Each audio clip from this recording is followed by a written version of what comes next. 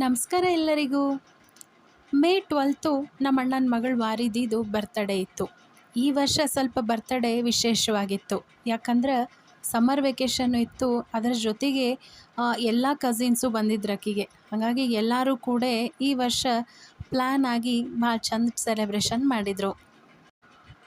ಆಕೆ ಇಷ್ಟದ ಪ್ರಕಾರನ ಯಾವ ಮಾಡೆಲ್ ಅಂತಾಳೋ ಅದೇ ಥರದ್ದು ಕೇಕನ್ನು ಮಾಡಿಸಿದ್ರು.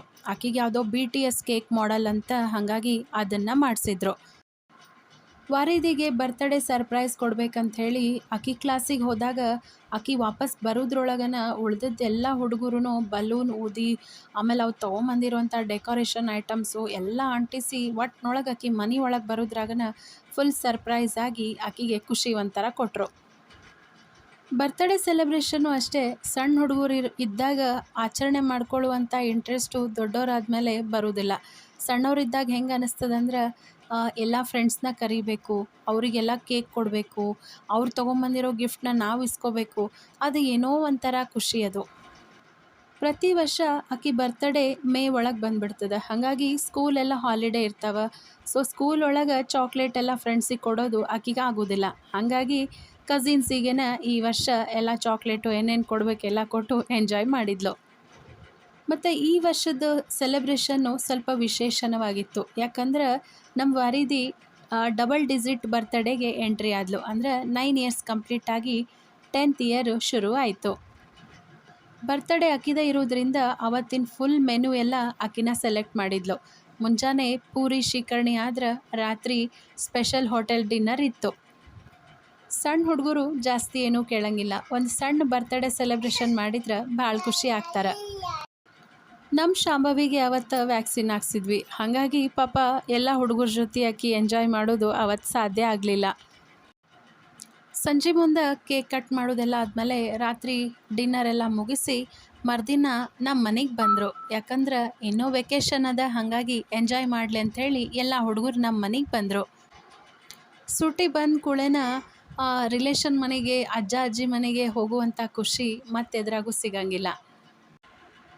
ನಾವು ಸಣ್ಣವರಿದ್ದಾಗ ನಮ್ಮ ಅಜ್ಜ ಅಜ್ಜಿ ಊರಿಗೆ ಹೋಗಿ ಬರ್ತಿದ್ವಿ. ಎಲ್ಲ ಹುಡುಗರು ನಮ್ಮ ಮನೆಗೆ ಬಂದ ಮೇಲೆ ಉಪ್ಪಿಟ್ಟು ಟ್ರೈ ಮಾಡ್ತೀವಿ ಮಾಡಲಿಕ್ಕೆ ಅಂಥೇಳಿ ಅಂದರು. ಸರಿ ಟ್ರೈ ಮಾಡಲಿ ಅಂಥೇಳಿ ನಾನು ಬಿಟ್ಟೆ. ಅವ್ರು ಹೆಂಗೆ ಮಾಡಿದರು ಅಂಥೇಳಿ ನೀವೇ ನೋಡ್ರಿ. ಉಪ್ಪಿಟ್ಟು ಮಾತ್ರ ಭಾಳ ಚಲೋ ಆಗಿತ್ತು. ತಾವ ಎಲ್ಲ ರೆಡಿ ಮಾಡಿಕೊಂಡ್ರು, ರವೆ ಹುರ್ಕೊಂಡ್ರು, ತರಕಾರಿ ಹೆಚ್ಕೊಂಡ್ರು, ಒಗ್ಗರಣೆ ಹಾಕಿದ್ರು. ಏನೋ ಟ್ರೈ ಮಾಡಲಿ, ಒಟ್ಟಿನೊಳಗೆ ಉಪ್ಪಿಟ್ಟು ಮಾತ್ರ ಭಾಳ ಚಲೋ ಮಾಡಿದರು.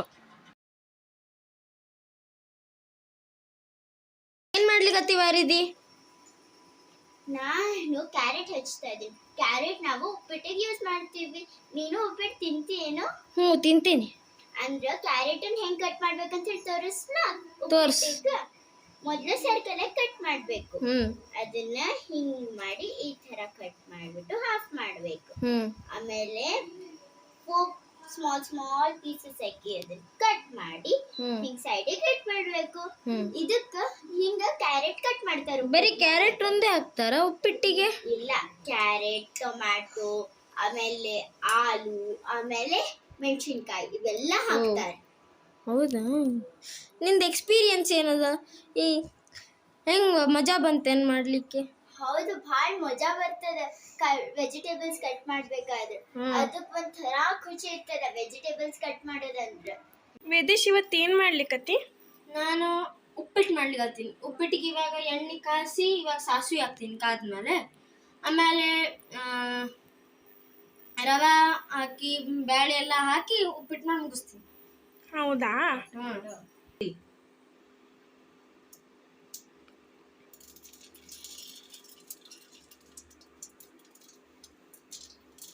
ಹಾಕ್ಬಿಡ್ಬೇಕು.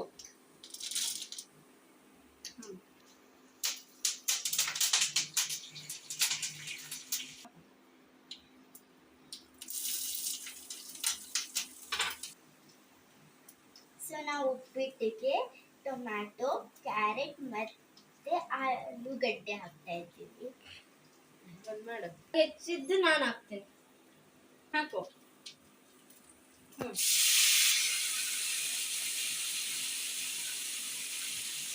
ಕೈ ಆಡಿಸ್ತಿದ್ದೀನಿ.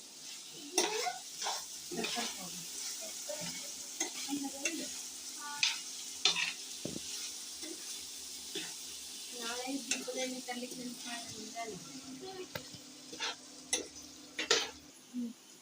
ಇವಾಗ ಹೋಳ್ ಬೇಯಬೇಕು, ಅದಕ್ಕೆ ಒಂದು ಗ್ಲಾಸ್ ನೀರು ಹಾಕ್ತಿದ್ದೀನಿ.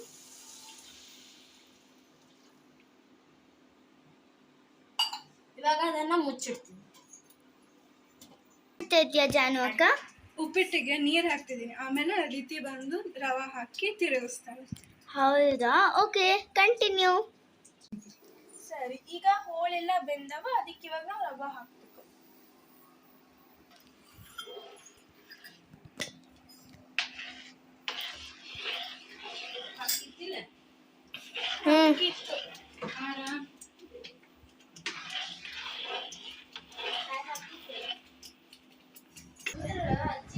ಅವಾಗೆಲ್ಲ ಸೇವಿಂಗ್ ಮಾಡ್ಕೊತಿದ್ದೆ, ಅವಾಗ ಸ್ಯಾಲ್ರಿ ಕಮ್ಮಿ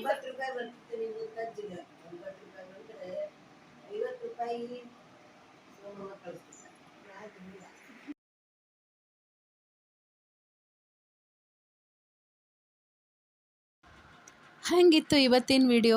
ಈ ವಿಡಿಯೋ ಇಷ್ಟ ಆಗಿತ್ತಂದ್ರೆ ಲೈಕ್ ಮಾಡಿರಿ, ಹಾಗೆ ನಮ್ಮ ಚಾನಲ್ನ ಸಬ್ಸ್ಕ್ರೈಬ್ ಮಾಡ್ಕೊಂಡು ನೋಡಿರಿ.